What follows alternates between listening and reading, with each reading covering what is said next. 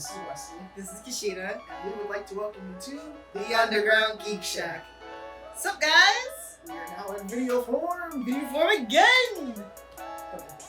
I like the voice. It's been a while, guys. Yep. I mean, you know, we just had to get away from video for a bit.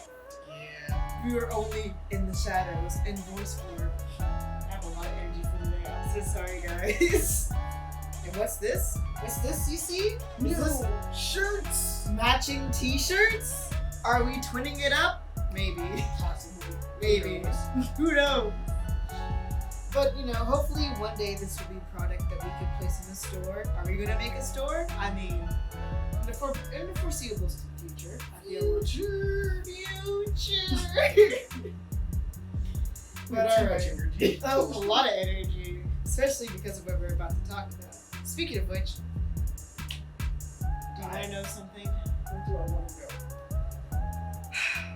There is no anime. What? There is no manga. What are you doing? There is no video game. Why have you done this to me? There is the only one true form of entertainment. What is that? Books. Well, it looks like I'm heading out. Wait, come I'll back. see you guys later. No, come back. Trust me, it's good. I promise you. I'll leave you to it. So I know this is like a little bit out of our realm of things that we usually talk about because we are a very, what I would somewhat consider us, a Japanese entertainment podcast. Sometimes. Sometimes. Most of the time we are. But I feel as though this is something that we should talk about because, I mean, okay, I'll admit it. Recently I got back into reading books, okay? I've been just reading a whole bunch of manga. I'm about to say, you've been reading a bunch of manga. I mean, freaking, we'll just name drop this because it's been on his mind lately. Chainsaw Man. Chainsaw Man's a good manga. I'm gonna say that now. It's only part 1, 97 chapters. Your boy, Calm down, Natsuki. Calm down, Natsuki. Manga is literature. Manga is literature. Sure, manga is literature, but we're not talking about manga today. We'll do that later. Another time. Yeah. So we're mainly going to be talking about books that we have read from our childhood, books that we read from school, because I mean, I feel like books is like another form of like the geek fandom. Yeah. Because like it's like geek culture. There's a bunch of like, I'm not going to say nerds, but like, you know, there is Some people enjoy reading books and stuff like that. So I want to say not Lord of the Rings, it's the Hobbit series. I know a bunch of friends that have like read that book series and I'm like, wow. One day I'll read it, maybe. I don't know. You said, I don't know, but I don't know about that one, kid. It's like me reading the whole Harry Potter franchise. Oh boy. Oh boy. So, I feel like a good way to start this out is maybe talking about the first book that really got us into reading. So, what would be that book for you? Well, for me, you guys are in luck because I've got books galore. Books galore. So actually, the first book I actually ever started reading was the Percy Jackson series. More specifically, Percy Jackson and the Sea of Monsters. So, buddy, We're gonna have to handle this language here. buddy, it's a book. Why does it look like this thing has gone on more of an adventure than I ever have? I've been reading the best out of that book. I've been actually having this book since like middle school. So and that's why it held together in my tape. I can tell. And sheer will. I'm about to say, this is sheer willpower, the way this book is being handled right now. My God! You said book? Don't you mean adventure? But you know what? I would have to say, this wasn't my first book that got me into reading, but I did read the first book. Like Lightning Thief, Yeah. that was one of the books. I have the first 2 books, Yeah. but I read The Lightning Thief, I think, to completion. I remember being towards the end. And I remember reading a lot of stuff because I read The Lightning Thief after the movie came out, and I watched the movie. And I was upset because the book had a woman with a crocodile as a pet, Yeah. but that wasn't in the movie, and I was really upset. And I was like, why is this not in the movie? That would be so epic, man. There's a lot of stuff that was not in that movie. Like there was a fight scene that happened on top of a bridge, and I was like, I was waiting for it, and then it never happened. And I was like, where was it? But yeah, because like Percy Jackson was like the first book series that like I actually started reading. Actually, I enjoyed reading, and that actually kind of jumped me into actually creating stories that I I can see that. With a lot of the books that we will be talking about today, they were some of like the basis as to what got me, I would say, into creating the stories that I've created so far. I mean, some of the dreams that I've talked to you about, stuff like that I plan on putting into maybe a book series. The world building project that I'm currently doing at the moment is stemmed off of some books. Oh yeah. And definitely from the stories that you've told me that you're working on. Oh yeah. Because like the world building of like not only the Percy Jackson series, which I kind of like the concept of like having gods and being like in the modern day, and trying to just be like, oh, what if this certain deity lived in this certain town?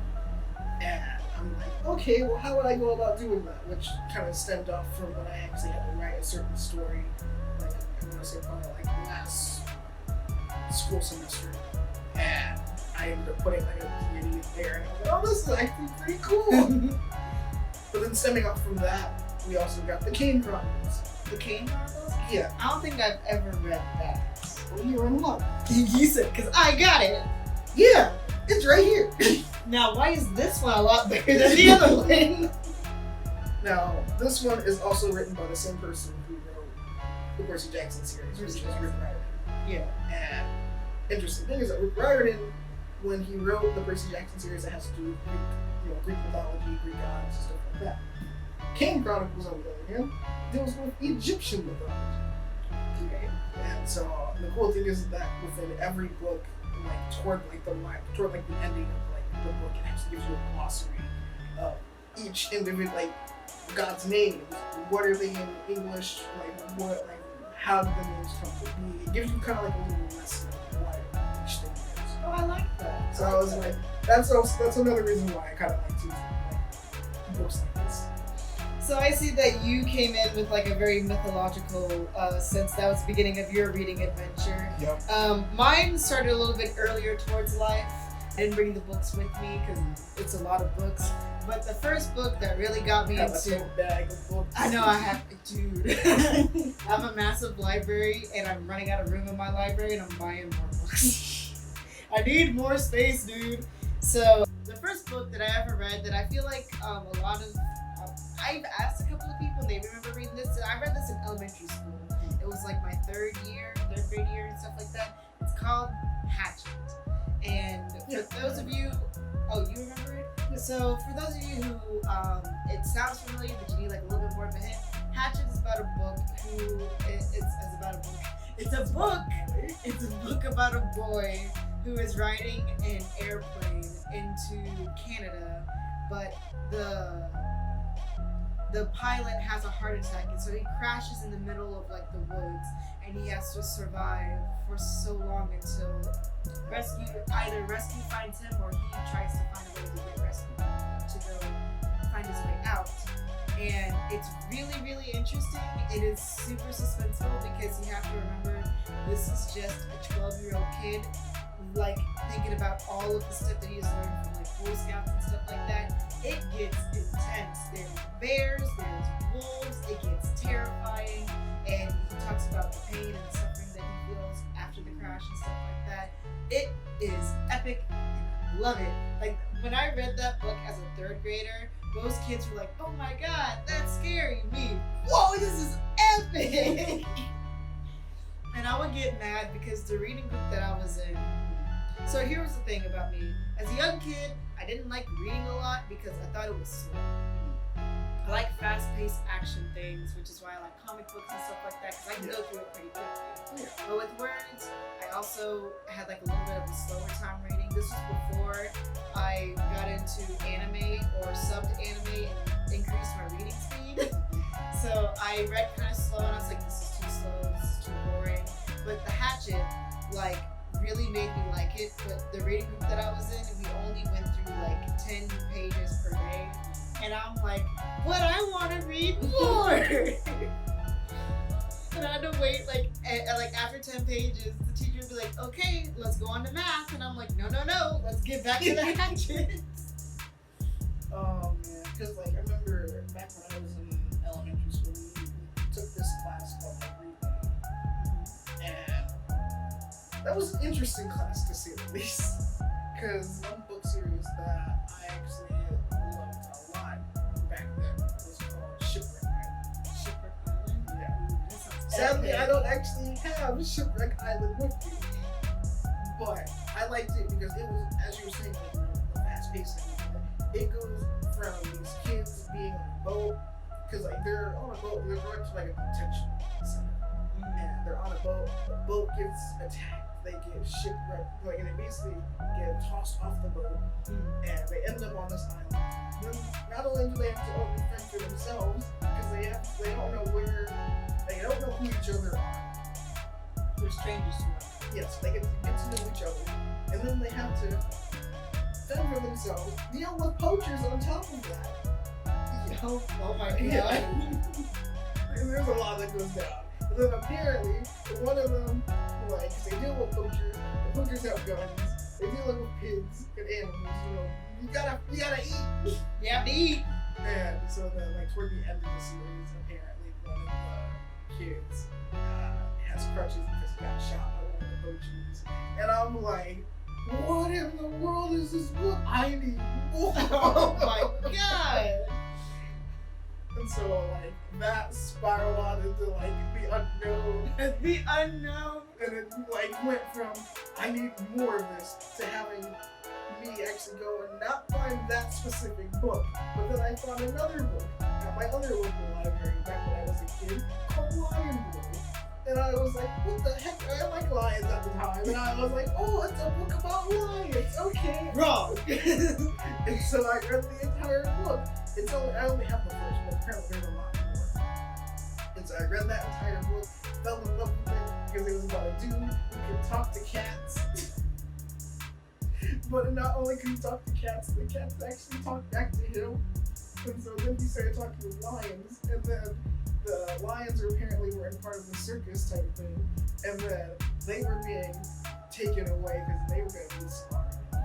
And then I'm like, what is going on? So then our main character Charlie and he actually ends up like getting help from his friend Ralph. And so Charlie and Ralph take all the lion cubs off somewhere else because that's what their parents wanted them to do.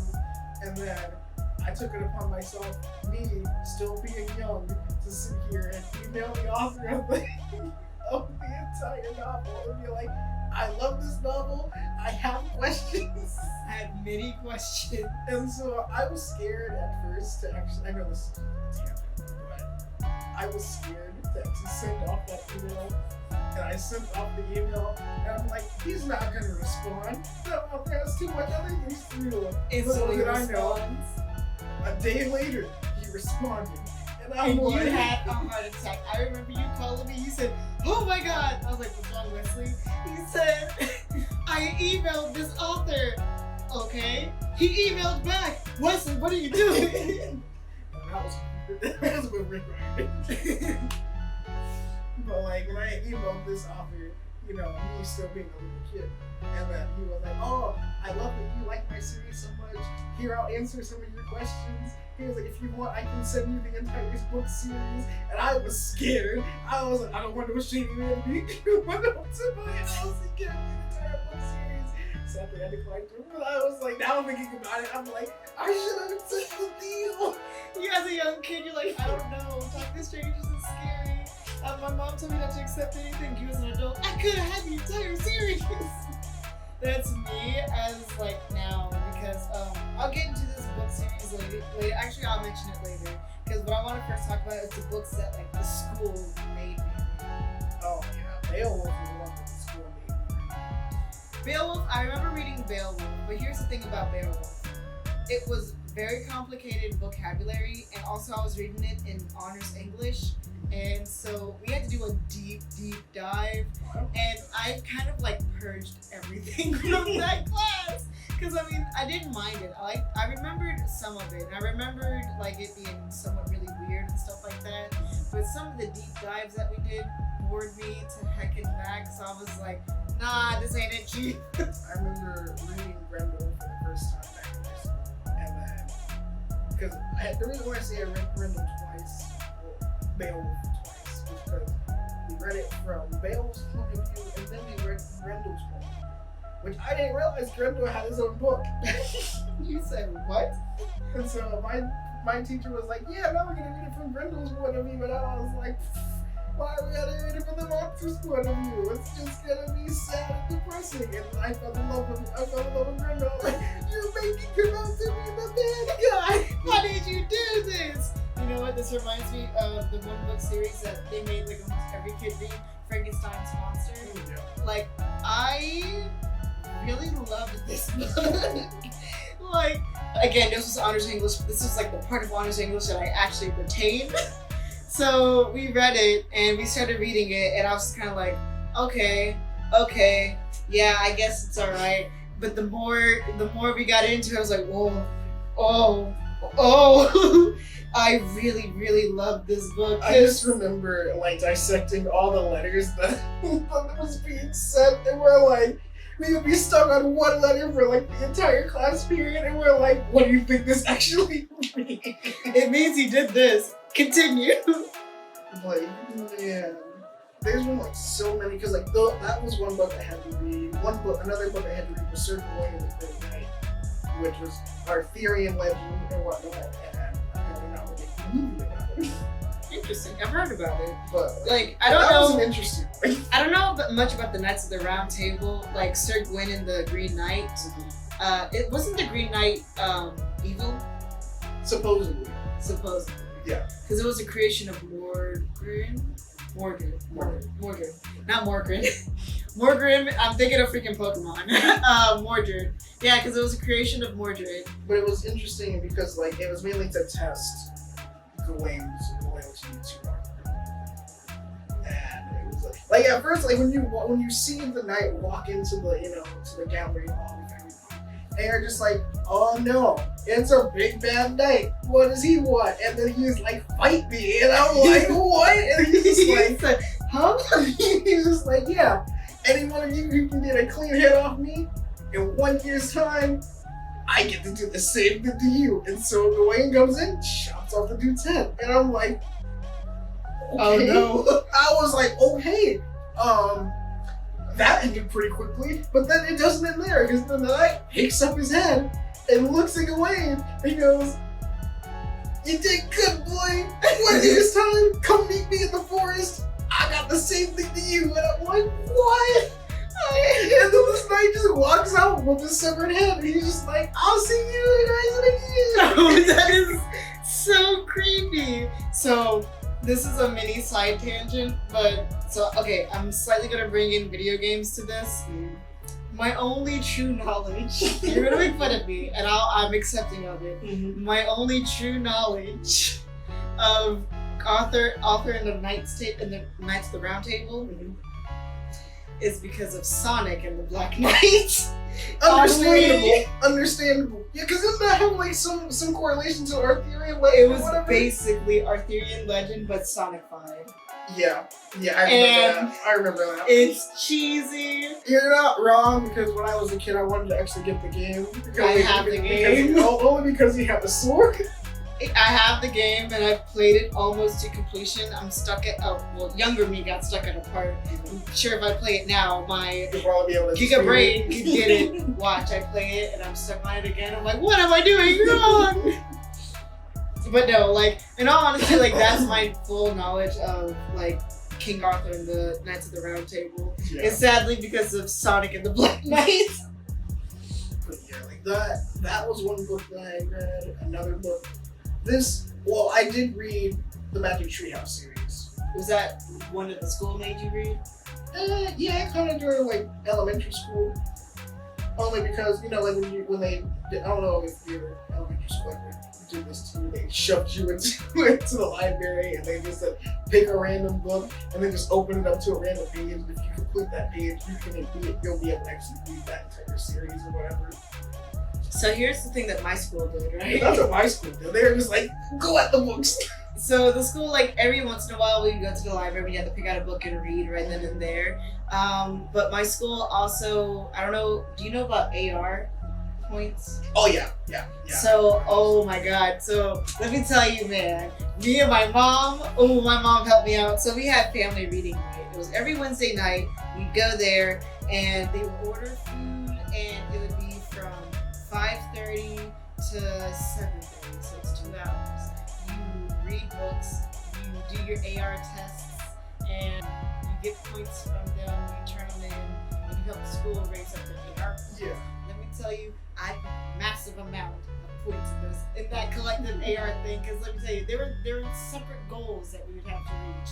So, one, I know this is a weird side tangent, but I love it because reading just brings me back to childhood. So these AR points, man, one was like, okay, each grade on a separate day gets a pizza party. Oh yeah, I remember that. We got those. 2, the second goal was like ice cream party and stuff like that. The third goal was like a free day, so each grade for a certain amount of time would go into the gym or like outside in the field, in the playground, and they would play for like a couple hours and then they would switch over. It was basically an entire free day where we didn't learn, we just watched movies, play games. It was fun. I remember one time we had the pizza party. Our pizza cave. But no. So then the final goal was what we always reached for, and it was epic. So my principal at the time, when this was like really like hidden, it was her name was Miss Humphrey. And what she would have to do, the final goal was, the first time she did this, the final goal was she had to kiss a pig.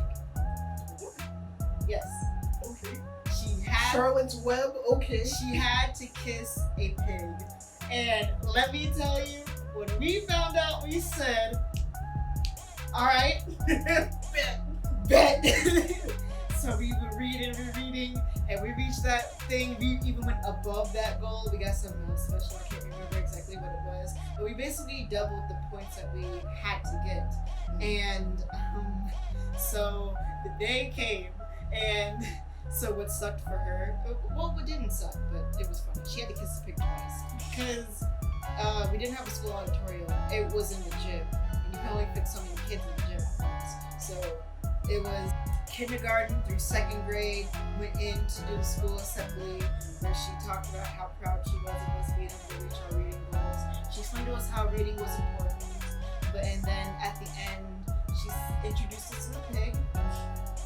And she kissed him. She kissed him on the snout. But like as a little kid, you're like, oh, she kissed a pig. There was like photographers there and everything. Oh my gosh. So like I said, she had to kiss the pig twice because kindergarten through 2nd grade went in, and then 3rd through 5th went in for the second school assembly. And I'm like, bro, you had to kiss a pig twice. But no, so that was like epic, right? But no, after she left, instead of reaching goals like that, we would, for 2 months, they would do a thing where, depending on how many AR points you got, you get Hershey Kisses. So let me tell you, I was that kid that would always get 100 points. Like if you got 100 on your AR tests, and depending on how challenging the book was, you get either 5 or 10 pieces of Hershey Kisses. Let me tell you, they had to always get me a Ziploc bag because I would rank up points like crazy, and they're like, they see me come in and I bring in these tests, I'm like, yep, they're all mine. And it was like 20, 30 points a piece. Oh my gosh. And so they just looked at me, looked down at my test, made sure that I got 100 and everything, got a Ziploc bag, and I walked back to class and was like, where did you get this from? I said, family reading night, boys. Oh my god, I'm sorry. I just had to go on that side tangent. Good, like, good, moving. You over here, like, I got my money. See you, boys. See you, boys. Yeah. because like I've read like most of the stories that like I've read like now more fuel me toward going to like the stories that I like to write. Mainly, most of my stories that I write are all fiction. I don't really like writing nonfiction because I think it just doesn't feel right. Well, I mean, not writing nonfiction, but I don't like nonfiction. Yeah. Okay, so there was one class that I had to take in college. Still in college, but there was one class that I had to take, and I had swore to myself I was never going to pick up on nonfiction. they said, too bad, son. You have to read. Well, because like this was a class that Shane and I had to take, and so the thing for this class was that we actually had to pick a book from an author that we did not know. And so, me being a book civilian, scrolling through all the authors, and I'm like fiction authors, just trying to find all the fiction authors I can. And I found one, but when I found the book, it was actually a non-fiction book. And so, I thought it was a fiction book, because it was a great detective case or whatever. And so, I took it, bought it, and it was funny because the cashier looked at me and looked back at the book. He said, "Are you sure you want to buy this?" And I was like, "Why not? It's a fiction book." And so I grabbed the book, come home, and I'm reading it. I'm like, and I got bored real quick. Like, I wasn't even done with the first chapter. I was like, "What the heck am I reading?" And then I remember I gave it to my mom, and then she's like, "Dude, you bought a non-fiction book." And I was like, "Take me back. I need to get a fiction book." He said, "Take me back. I'm not doing it." Because I remember I even went back to my professor. I was like, I swore I would never get a non-fiction book. And she was like, "Why?" She's like, "Oh, I get you don't like reading non-fiction." And then she was like, "Wait, you bought a non-fiction book, didn't you?" I was like, "Yeah." She's like, "You got bored of it really quickly, didn't you?" I'm like, "Yeah." Because, I mean, I'll be honest, like, I'm not saying that all nonfiction is bad. There's some nonfiction that's, like, interesting in theory. I guess you just gotta find the one that kind of, like, speak to you. Because, I mean, these are books that I'm not going to talk about. I'm not going to go into detail here in this episode. But I took a samurai traditions class in college, and we had to read a bunch of stories from back then. And then we had to read about, what would be considered the modern day samurai of Japan. And leading up to this, we had to read about Pearl Harbor and stuff like that. And I'll admit, some of the books that I have, because I still have all those books, some of the books from those times are interesting. It's like depressing at the same time, because you're like, oh yeah, this actually happened. Yeah. And I'm reading it from the Japanese point of view, and so it's even more sad because you're like, oh, Yeah. oh, it gets sad. Oh, it gets so sad. But they're not fiction, and I like World War II stuff. So like it has to be a specific topic for me to take interest in. If it's about like the economics and stuff like that, or I think that was the thing with that, like within that first chapter, it started breaking down like taxes and whatnot. You're like, what? I didn't come to this book for taxes. But so this one book that you brought in. Oh yeah. This one book like mine. So actually, it's funny because this is a book called Bird by Bird by Anne Lamont. You gotta say the entire name. Show it off once again. But it's called Bird by Bird. Some instructions on reading. Wow. Some instructions on writing. Some instructions on writing and life by Emma. So I took an illustrations class for my art degree, and my illustration professor recommended we read this book, and he says even though this is more geared towards writers, it's geared towards anybody who does any creative endeavors. And so I recommended you because I sent you the one chapter that I had to read for the class. Yeah. And I said, Wesley, I feel like you might be able to like learn something from this because it's actually like really, really good. Yeah. Because it's funny how she does things. Oh yeah. Because she talks about her brother who was a birdologist. Well, so the thing she was basically trying to say is that like when Emma Mott was writing this book, the reason why she said it's called Bird by Bird is because her brother had to do an assignment, but he waited until the last minute to do it. The assignment was on bird watching. Yeah. And so he waiting until the last minute, so he's asking his dad and mom to help him out and everything. And so he's stressing out over it because he has to get it turned in. And his father comes in and he's like, son, just take it word by word. Basically, take it step by step, one thing at a time. In which, like, I originally got this book due to my creative writing professor who is now retired. Yeah. And I am so happy that he allowed me to actually go out and get this book. I need to buy this book for me because it is very, very helpful. Oh yeah. Because like there are some things, there's like a lot of stuff that I highlighted in this book, and I wanted to like find it. Found it. You said founded. So, because with this, it's basically like viewing your stories as if they're your kids. I'm gonna suck at me reading this, but I'm gonna try my best. Make sure you speak up. I'll do my best. Okay. Your work as a writer, when you are giving everything you have to your characters and to your readers, you periodically make you feel like a single parent of a 3-year-old who is, by terms, wonderful, willful, terrible, crazed, and adoring. I love it. In which that kind of like spoke to me because I'm like, yes, for our age we are still pretty young, but I remember when my professor told us to read this book, and I had told him in our conversation, I was like, look, I'm 20 something, I don't have kids, but I have kids.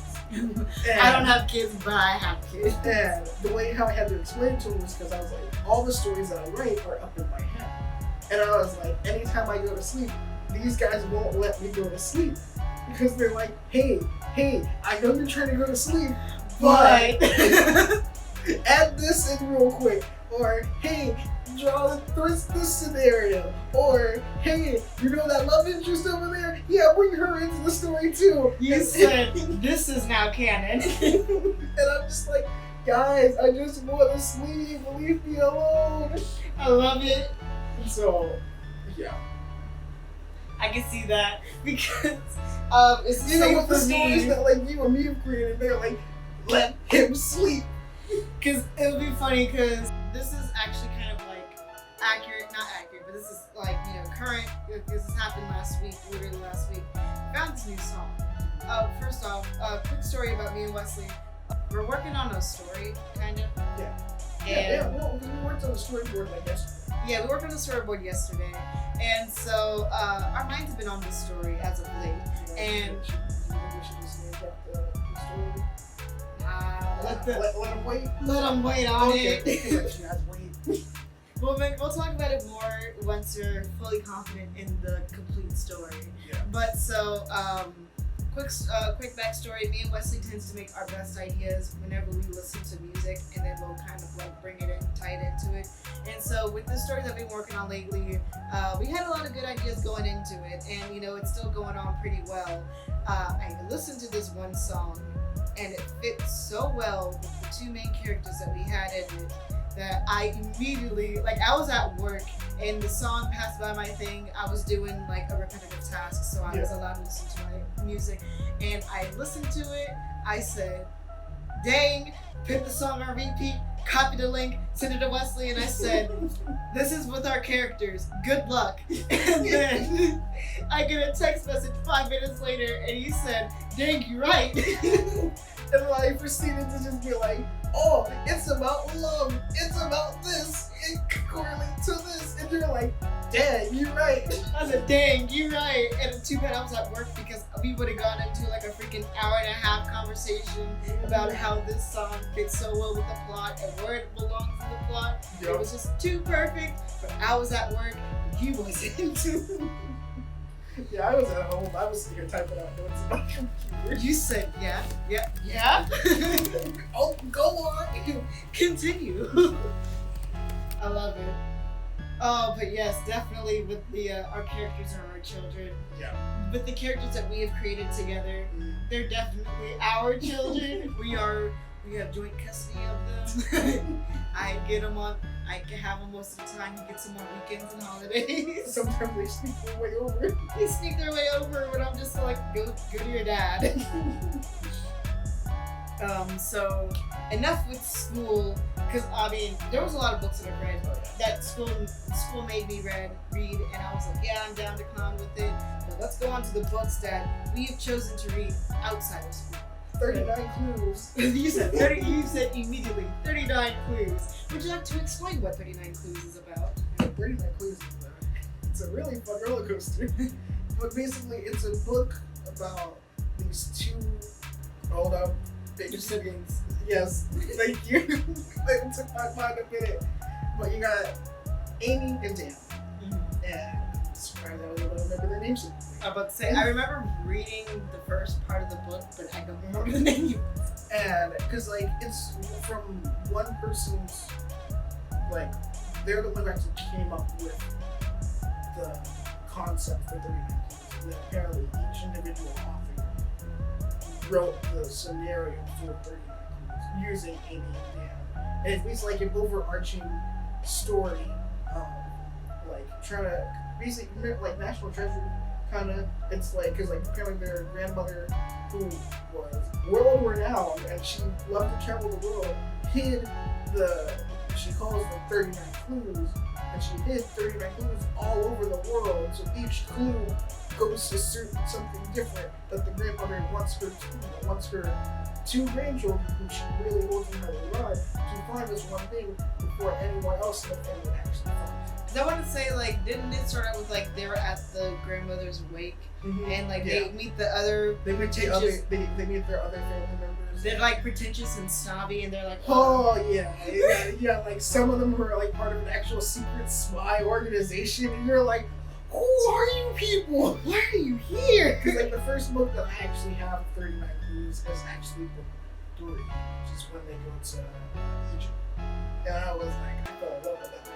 And then it's because the way how I collect books is kind of like sporadic. So I have book 3, I have book 11, and I have book 2. I can't do that, but then again, that has happened to me once before, and I'll talk about that here in a second. Like, oh my gosh, I know that struggle so bad where you're like, oh, this book looks interesting, starts reading it, I feel like I'm missing out on something. This is book 3 of the 7-part. Dang, love it! Because, actually, you know what, I can make this up now. There was a point in time where every Wednesday I would go to Walmart, and it would be me, my grandmother, and my mom. My mom, after we do our normal grocery shopping, me and my grandma would immediately walk to the book section. Usually I would get like those cheap novels, like, you know, I never got the romance novels because they're trashy. No, I'm not saying they're all trashy, but a lot of them are like $5 smut fests. So I didn't get those. I go more for the anime, not for the books. I went there because, you know, I was like, dang. At first I would see if a new Shonen Jump was out, but then my grandma was like, why don't you get an actual book? And I was like, okay. So I would get away from the magazines, sadly. And I actually found like a bunch of like apocalyptic like novels and stuff like that, mystery novels, Who Killed Who and stuff like that. They were alright, but then I saw this hardback book. It was called Never Fade. Never Fade? Yeah, Never Fade. And I was like, ooh, and the cover looked epic as heck. I was like, I don't know what this book is about, but I'm gonna get it. Yoink. And I got it, and I opened it, and I was instantly confused. And I was like, this does not feel like the beginning of a book. So, my 3 brain cells was like, check the front of the book. And so I did. And then I realized this was the second book of a book series called The Darkest Minds. And I was like, dagnabbit, I can't read it now. So it wasn't until recently where I ordered the entire book series, which is what brought me into wanting to talk about books today, The Darkest Minds. I bought the entire series and I'm reading it like properly now. Because like you, got the second book in the series and I was like, dagnabbit. See, the thing I ended up doing was that like for the whole 39 movies, because I used to order like book, like not like the actual physical book, but like I used to get like cassette tapes to like put into like this little cassette player that actually has like the audiobook on it. So I basically just listened to the entire series through audiobooks. Then I got to the last part and I was like, oh, this is good, and then like it's like getting up to like a climactic part and then it just shuts down and I'm like, is that it? Is that it? I want more! I want more! So like that was me with books that like I had to read for class, but it was just so boring and I was like, ooh. But with books that I was like really interested in, I was actually able to read it on my own. So I'm gonna reverse back in time real quickly for a little bit because these were books that I didn't have to read for school, but I read and I loved them so much. Diary of a Wimpy Kid. Oh yeah, I have that. Big Nate, I still have too. Big Nate, yeah, I have Big Nate too, and I read that one as well. That was also really good. Goosebumps. Oh, Goosebumps. Yeah. My favorite Goosebumps book is called Chakra on Shock Street. It's basically about these two kids who go into an amusement park that's based off of like all types of horror films and stuff like that. I'm trying to remember. There was one that had to do with like Scarecrow. That one was my favorite. I'm trying to think. I read a few Goosebumps books. But when you were talking about like the going to like the that reminded me of dang, what was it? It was like Magic Kingdom. Oh no, Kingdom Keepers. That was the name, not Magic Kingdom. I was like, wait, It's Magic basically Kingdom's Disney. it's basically about these guys who get lost at Disney.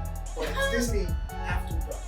So you know what? So basically, when I say Disney after dark, I mean no staff members. Yeah. No, people dressed up as the different characters. None of that. Like, they actually get lost in Disney, and then apparently Maleficent comes alive and decides. Whoa. Pause. Why Maleficent? Yeah. Why is it always Maleficent? Exactly. Kingdom Hearts, she's the bad guy. Well, for the first one, she was the bad guy, and then later on we figure out, oh, it's Xehanort. Or wrong, it's the... Actually, it's still Maleficent if you go off of what's been happening in the mobile games. She's still the bad guy. True, you're right. Dang. Especially after what happened to... Oh, we ain't gonna get into that mobile game. Ooh. That's gonna be a whole beast on its own when we make that episode. Especially the concept of dream years, and how we didn't like them before, and then now after the mobile game, you treat it with a whole different light. Wait. Oh my god. Wait, we're gonna tackle that in a different episode. Right now we're talking about books. But I just find You it were so... the one who brought out the mobile game. I know, it's just, I find it so funny how it's just like, okay, who's gonna be the bad guy of this thing? Who's gonna get the central bad guy? Maleficent! What? I love it. Just Maleficent's like, tired of it. Dang it, I'm slayed by Prince Philip. F that guy. I'm just gonna take over this amusement park now. Everyone else just like, okay. She's the boss. Okay, boss. I love it. So this next book series that I read as a kid, you can make fun of me. You all have the right to make fun of me. It's what brought me into getting more into supernatural genres, because I'm really into like the supernatural. The Twilight Saga. So here's the thing. Never actually read any of Twilight, but I did go watch the last movie. You said you watched. I like how you've never read it, but you was like, the last movie, I'm gonna watch it. Yeah. I'm not going into that whole thing. You said no. It's so random. What's funny is my father, he's never watched any of the Twilight movies. Well, he never watched the first one. Actually, no, wait, hold on. So this is an interesting series of events because we was at a friend's house and they had like movies on demand. Yeah. And I said, ooh, the Twilight, it was like Breaking Dawn Part 1. And my father was like, what's this? And I was excited because I already read the book. I was in the middle of reading the book and stuff like that. And I already watched the movie. I said, ooh, it's part of the Twilight series. And he was like, you seem really excited about it. We'll watch it. forgot. There was a sex scene in there. And so I was watching through it, and I was like, yay, yay, yay. But then when it was coming up to it, I was like, oh no.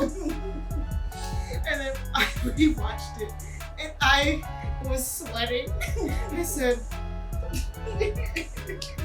I was waiting for it to pass by. Boy, hurry it up. Hurry. In my mind, I was like, God, I forgot how long the scene was. It didn't go on that long, but it felt like it went on forever. And then when he finished the movie, he was like, I can see how that was interesting. And I was like praying to God he never talked about that scene. And I was so happy. And then he was like, you know, I kind of want to watch the first movie now. And I said, interesting. We'll watch the first movie now. But no, sorry, that was my mini side tangent. I just remember just sitting there, just so scared. I was like, I was thinking about the Hunger Games. I have never watched the Hunger Games. I have read first the book. first book of Hunger Games, and then I went to actually go watch the film, and that was actually a pretty good film. You know what? I have the first book, and I've been meaning to read it because I remember throughout high school, like that was like everybody's book. So high school actually was really interesting to me because the two book series that I saw most commonly, and one of them I actually read. So the Hunger Games was a thing because it was just finishing up while I was in high school.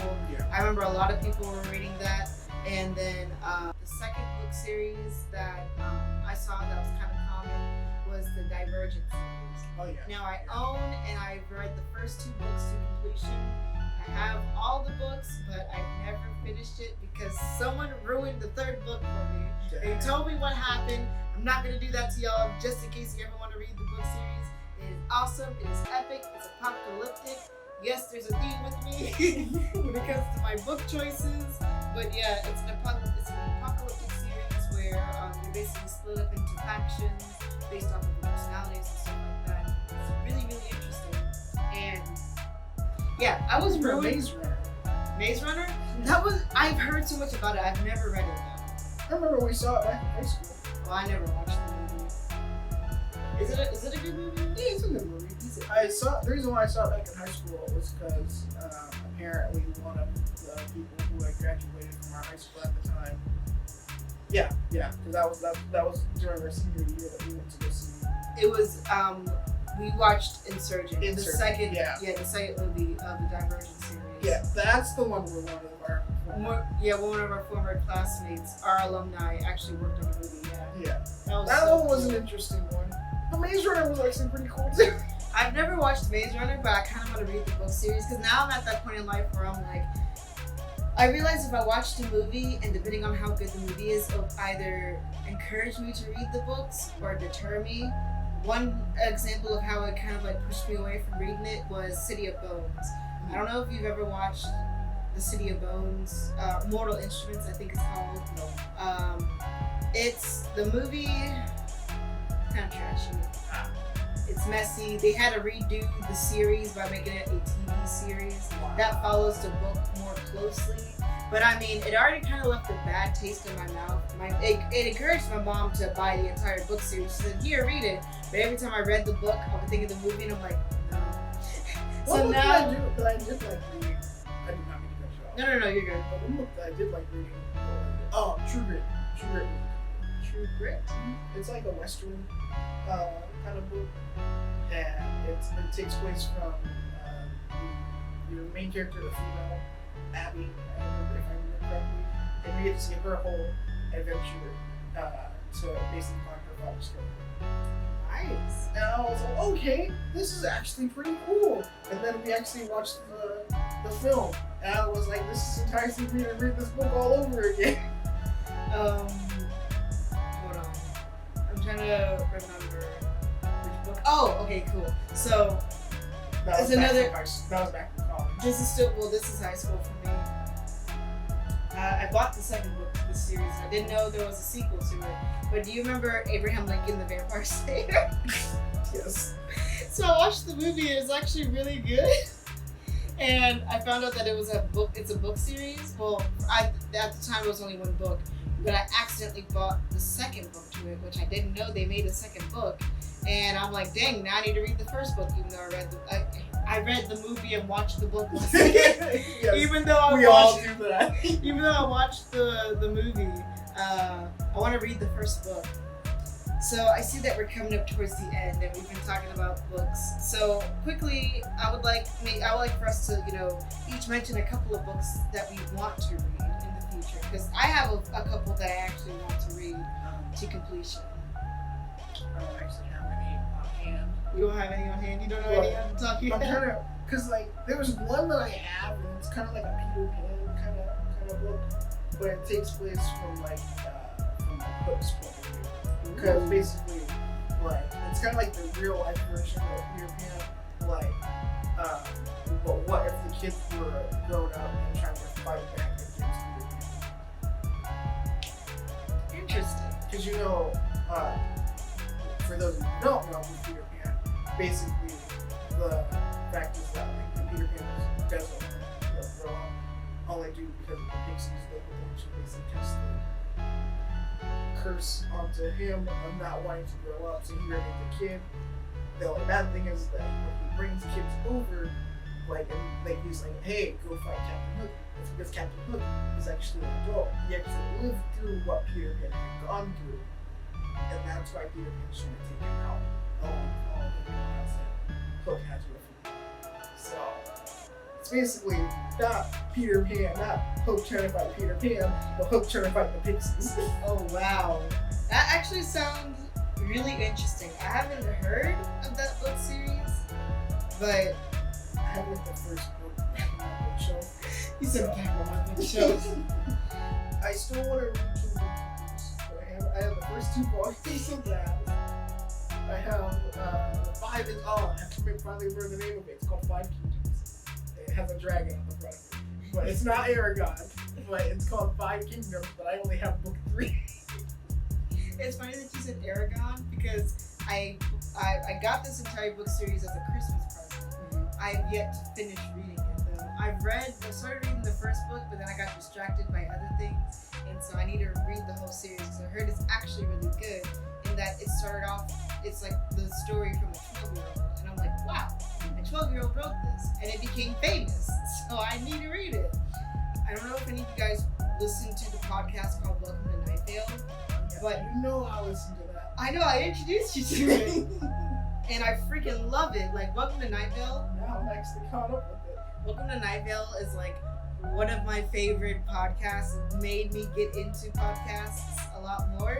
And they have a book. It's the first book that I have. And I started reading it and I never got through it because it was before classes started for me in college, and I became too focused on classes that I would forget about what happened in the book and have to reread it.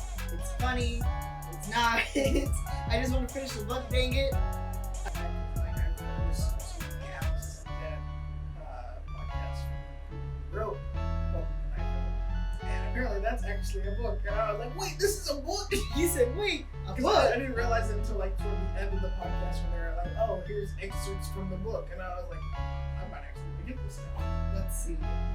I know I said I was going to try to keep anime out of this, but we're going to go into anime territories right now. So, in Japan, there are these books called light novels. They're not as long as an actual novel and stuff like that. They're just, small, more digestible book series that exist. And it's what a lot of anime series are now based off of. I Can't Believe My Sister's Miss Cute, or what's another anime? Oh yeah, Is It Wrong to Pick Up Girls in a Dungeon? Well, because that's based off of a light novel. And so the book series that I want to read, that I started reading in Japanese because I wanted to improve my Japanese skills, is the Monogatari series. If you know about Bake Monogatari, some more. I can't remember all the names, but it's basically each of the titles have Monogatari in it. Yeah. And it's really, really interesting because the animation and the anime. I've been trying to find the Monogatari series. The anime itself is beautifully animated. As a meme, the most famous scene from that anime series is the toothbrush scene where he brushes his sister's teeth. Yeah, I remember that. like a lot of people know it because of that, and they're like, "What is this anime?" And they watch it and they find art. Apparently, the light novels are all pretty good, and I want to read it, but in Japanese.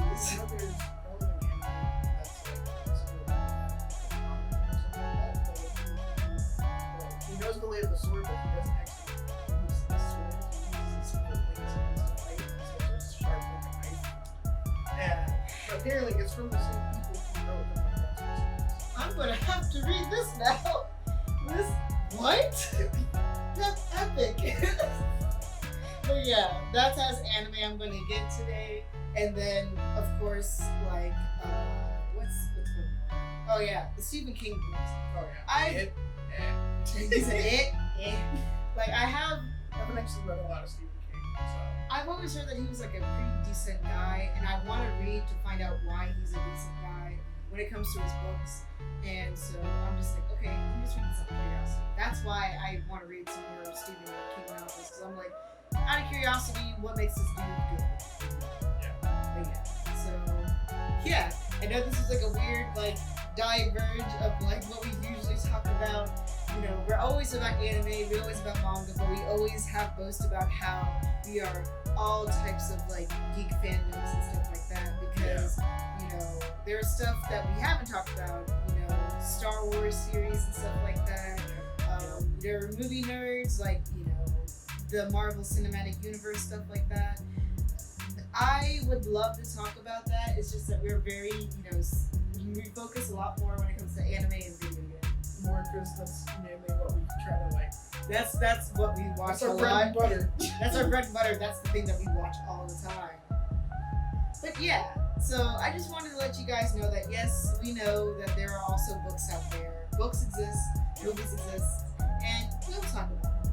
Oh, if there are any books that either we have mentioned that you guys like, or any books that you guys might know that we might be interested in, let us know, please. Yeah, put them in the comments. We'll have to give it a shot because I'm always down to finding a new book series. Oh yeah.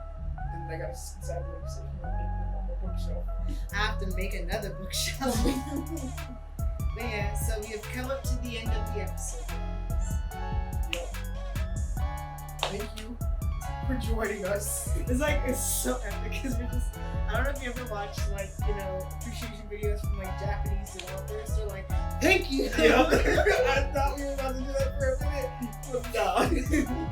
But yeah, thank you guys for joining us today. And we hope you enjoyed your visit To the Underground Geek Shack. Bye guys. See ya.